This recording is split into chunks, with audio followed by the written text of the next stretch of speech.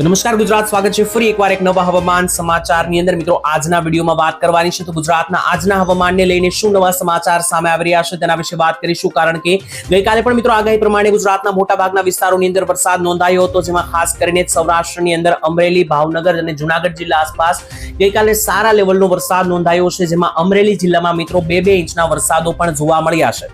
અને આજરોજ પણ મિત્રો આગાહી કરવામાં આવી રહી છે ગુજરાતના કેટલાક વરસાદો કેટલાક ભાગોની અંદર નોંધાવાના છે. તો એ કયા કયા ભાગો છે તેને લઈને ઓફિશિયલ હવામાન વિભાગે નકશાઓ જાહેર કર્યા છે, તેના વિશે વાત કરીશું. મિત્રો, આ પહેલો નકશો છે, જોઈ શકો આજના વાતાવરણ દર્શાવે છે મિત્રો કે આજે ગુજરાતના કયા કયા ભાગોમાં કેટલા વરસાદો જોવા મળશે. બીજા નંબર ઉપર મિત્રો આ નકશો જોઈ શકો છો, તારીખોની અંદર કેટલો વરસાદ કઈ જગ્યાએ પડશે તે દર્શાવે છે, જેમાં 12 થી લઈને 19 તારીખ વચ્ચેનો મિત્રો પણ નકશો અહીં આપેલો છે. 19 થી 26 તારીખ અને 26 થી 2 જૂન સુધીનો પણ અહીંયા નકશો સામે આવેલો છે. અને અંતમાં મિત્રો આ નકશા ઉપર પણ મિત્રો આપણે વાત કરવાની છે. અત્યારે જે વેસ્ટર્ન ડિસ્ટર્બન્સ ગુજરાત ઉપરથી પસાર થઈ રહ્યું છે, એટલે કે અમેરિકા બાજુના દેશો તરફથી જે મિત્રો ગરમી અને ભેજ બની રહ્યો છે, તેને લઈને વાદળો જે છે તે વેસ્ટર્ન ડિસ્ટર્બન્સ બનીને વેસ્ટર્ન દિશાઓ તરફ આગળ વધી રહ્યા છે, એટલે કે પશ્ચિમી દિશા તરફ આ રીતના આગળ વધી રહ્યા છે. તેને લઈને ભારત, પાકિસ્તાન આ દરેક દેશો ઉપરથી મિત્રો વાદળોનો દોર અત્યારે પસાર થઈ રહ્યો છે, જેથી કેટલાક ભાગોની અંદર મિત્રો વરસાદની સંભાવનાઓ બનવાની છે. તો ગુજરાતના કયા કયા ગામડાઓ છે કે જ્યાં આજરોજ વરસાદ નોંધાશે અને કયા લેવલનો વરસાદ નોંધાશે, આ દરેક માહિતી આપવાની છે આજના આ મહત્વના અને કામના વિડીયોની અંદર. વિડીયોને અંત સુધી જોતા રહેજો, જેથી કરીને આ દરેક માહિતી તમને મળી જાય. સાથે જ આ વિડીયો તમે કયા ગામથી જોઈ રહ્યા છો અને તમારા ગામનું વાતાવરણ શું છે તે પણ કોમેન્ટમાં લખીને જણાવી દેજો. તો આવો મિત્રો, સમય બગાડ્યા વગર વિડીયોની શરૂઆત કરી લઈએ. સૌથી પહેલા મિત્રો આજની વાત કરી લઈએ કે આજરોજ જે છે તે વાતાવરણ કેવું જોવા મળશે, એટલે કે મિત્રો અત્યારથી લઈને આગામી 24 કલાક માટે આજે રાત્રિ સુધીમાં કયા કયા ભાગોમાં કેટલો વરસાદ જોવા મળશે તેને લઈને મિત્રો હવામાન ખાતા દ્વારા નકશાઓ જાહેર કરી દેવામાં આવ્યા છે. અને તે નકશો મિત્રો પહેલા તો તમે અહીંયા સ્ક્રીન ઉપર જોઈ શકો. અહીંયા મિત્રો વાત કરીએ આજના દિવસે કયા કયા ભાગોમાં કેટલો વરસાદ નોંધાશે, તો જોઈ શકો મિત્રો ગુજરાતમાં 1, 2, 3, 4, 5 જિલ્લા છોડીને બાકીના બધા જિલ્લાઓમાં જે છે તે વરસાદનું આજે યલો એલર્ટ સરકાર તરફથી જે ઓફિશિયલ હવામાન ખાતું છે તેના તરફથી જાહેર કરવામાં આવ્યું છે. એનો મતલબ એવો થયો કે મિત્રો 5 જિલ્લાને છોડીને આજે સંપૂર્ણ ગુજરાત ઉપર યલો એલર્ટ છે, એટલે કે વરસાદને લઈને એલર્ટ આપવામાં આવેલું છે. 2-2 ઇંચના વરસાદો જોવા મળી શકે. ગઈકાલે પણ યલો એલર્ટ હતું અને મોટા ભાગના વિસ્તારો પરથી મિત્રો વરસાદ પસાર થયો હતો. આજે પણ મિત્રો વાત કરીએ તો સૌથી પહેલા સૌરાષ્ટ્રની વાત કરીએ તો જોઈ શકો મિત્રો આ સૌરાષ્ટ્રના વિસ્તારો વિશે જોઈ લે તો સૌરાષ્ટ્રમાં સુરેન્દ્રનગર જિલ્લાથી લઈને મોરબી, જામનગર, રાજકોટ, બોટાદ જિલ્લો, અમરેલી, ભાવનગર જિલ્લો, ગીર સોમનાથ, જુનાગઢ, પોરબંદર અને દેવભૂમિ દ્વારકા, આટલા મિત્રો જે જિલ્લાઓ રહેલા છે સૌરાષ્ટ્રના, તો આ દરેકે દરેક જિલ્લા ઉપર મિત્રો તમે જોઈ શકો કે ખાસ કરીને વરસાદને લઈને યલો એલર્ટ જાહેર કરી દેવામાં આવ્યું છે, જેથી સમગ્ર સૌરાષ્ટ્ર ઉપર વરસાદની જે છે તે આજરોજ એન્ટ્રી થઈ શકે. 2-2 ઇંચ સુધીના પણ વરસાદો જોવા મળી શકે. જોકે મિત્રો તમને જણાવી દઈએ કે આજે વરસાદનો દોર શરૂ થયો છે 3 તારીખનો ગુજરાતની અંદર, તેનો લગભગ આજે હવે અંતિમ દિવસ હશે. આવતીકાલથી મિત્રો જે છે તે હવે વાદળો જે છે તે ભેજનું પ્રમાણ વધારશે અને તડકો અને તાપમાનમાં વધારો જોવા મળશે, એટલે કે ગરમીમાં વધારો જોવા મળશે. ત્યારબાદ ફરી એકવાર 22 થી 23 તારીખ આસપાસ વરસાદનો એક નવો રાઉન્ડ શરૂ થવાનો છે, જેને મિત્રો હવે કમોસમી વરસાદ નહીં ગણી, એટલે કે 15 તારીખ બાદ જે વરસાદ ગુજરાતમાં પડશે તેને કમોસમી વરસાદ કે માવઠા ગણવામાં નહીં આવે, પરંતુ પ્રી મોન્સૂન એક્ટિવિટી એટલે કે ચોમાસા પહેલાનો જે આગોતરો વરસાદ હોય છે તે ગણવામાં આવશે.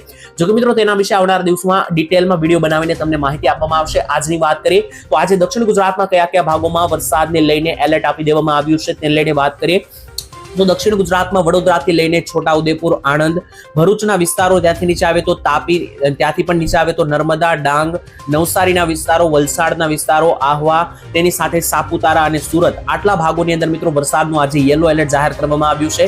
જો કે મિત્રો આ વિસ્તારોની અંદર જે છે તે વાદળની અત્યારે ગતિવિધિ ખૂબ જ વધી રહી છે. તમે જોઈ શકો અહીંયા ભેજનું પ્રમાણ પણ વધી રહ્યું છે, જેને લઈને આ વિસ્તારોમાં મિત્રો ભેજના વાદળ બનશે તો આ વાદળ જે છે તે કમોસમી માવઠાની અંદર પરિણમી શકે અને ભાગરૂપે મિત્રો છૂટા જે છે તે મિત્રો ઝાપટાઓ આપણને દક્ષિણીય ગુજરાતના ભાગોમાં પણ જોવા મળી શકે. ત્યારબાદ હવે મધ્ય ગુજરાતની વાત કરીએ તો મિત્રો મધ્ય ગુજરાતમાં 2 થી 3 જિલ્લામાં વરસાદને લઈને હાઈ એલર્ટ છે. જે મિત્રો વાત કરીએ તો દાહોદથી લઈને પંચમહાલ, મહીસાગર અને ખેડા, આ વિસ્તારોની અંદર મિત્રો વરસાદને લઈને ખાસ કરીને એલર્ટ આપી દેવામાં આવ્યું છે, યલો એલર્ટ આપવામાં આવ્યું છે.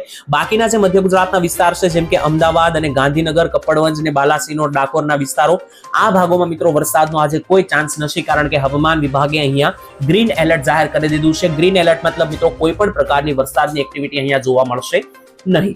ત્યાંથી ઉત્તરીય ગુજરાતની વાત કરીએ તો ઉત્તર ગુજરાતમાં સાબરકાંઠા, અરવલ્લી અને પંચમહાલ આ 3 જિલ્લા એવા છે કે મિત્રો જ્યાં વરસાદને લઈને યલો એલર્ટ છે. બાકી જે બનાસકાંઠા, પાટણ અને સાબરકાંઠા છે ત્યાં કોઈ વરસાદને લઈને એલર્ટ આપવામાં આવ્યું નથી. એટલે કે ઉત્તર ગુજરાતમાં માત્ર સાબરકાંઠા અને અરવલ્લીમાં જ વરસાદ પડશે અને સંપૂર્ણ કચ્છ જિલ્લામાં પણ જે છે તે આજ રોજ વરસાદને લઈને યલો એલર્ટ આપવામાં આવ્યું છે. તો મિત્રો આ તો થઈ ગઈ વાત જે છે તે આજની. હવે મિત્રો તમને એક વરસાદની સિસ્ટમ જે ગુજરાત ઉપર બની છે તેને લઈને આ મોટા સમાચાર મિત્રો છે જણાવી દઈએ તો આજ રોજ આ મિત્રો જે નકશો જોઈ રહ્યા છો મિત્રો, અત્યારે વરસાદનો જે જમાવ છે અત્યારે ભારત ઉપર કેટલો છે તે દર્શાવતો આ નકશો છે, જેમાં તમે જોઈ શકો મિત્રો અત્યારે આ ભારતનો મિત્રો જે નકશો છે તેમાં આ દક્ષિણીય જે આ પટ્ટો છે મિત્રો જેને પશ્ચિમીય ઘાટ પણ કહેવામાં આવે છે, જેમાં મહારાષ્ટ્ર, ગુજરાત, કેરળ અને કર્ણાટકનો સમાવેશ થયેલો છે.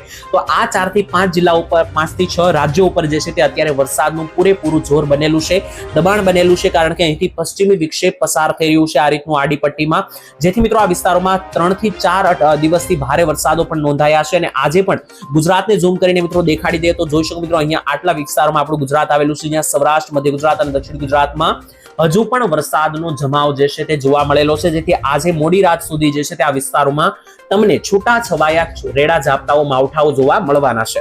ત્યાંથી મિત્રો હવે આગળ વાત કરીએ, ખાસ કરીને આ નકશો જે છે તે ખૂબ જ કામનો છે, કારણ કે મિત્રો આ જે છે તે આવનારા 30 દિવસનું હવામાન સૂચવે છે. કહી શકો કે ચોમાસાની શરૂઆત ગુજરાતમાં થાય ત્યાં સુધીનું હવામાન સૂચવતો જે મિત્રો આ નકશો જાહેર કરવામાં આવ્યો છે.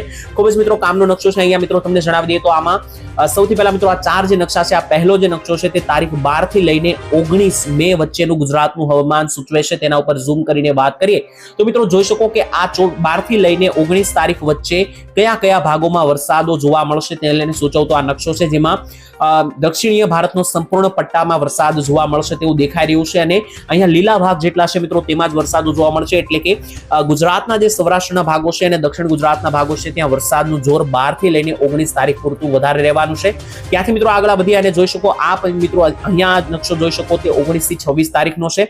અને 19 તારીખ બાદ અને 26 તારીખની વચ્ચે આ 10 દિવસ પૂરતું જે છે તે ગુજરાત ઉપર વરસાદનું જોર સૌરાષ્ટ્રથી લઈને દક્ષિણ ગુજરાત અને ઉત્તર ગુજરાતમાં પણ વધી જવાનું છે. અને આ 19 થી 26 તારીખ વચ્ચે જે તે ખૂબ સારા વરસાદો પણ નોંધાવાના છે પ્રી મોન્સૂન એક્ટિવિટીના ભાગરૂપે.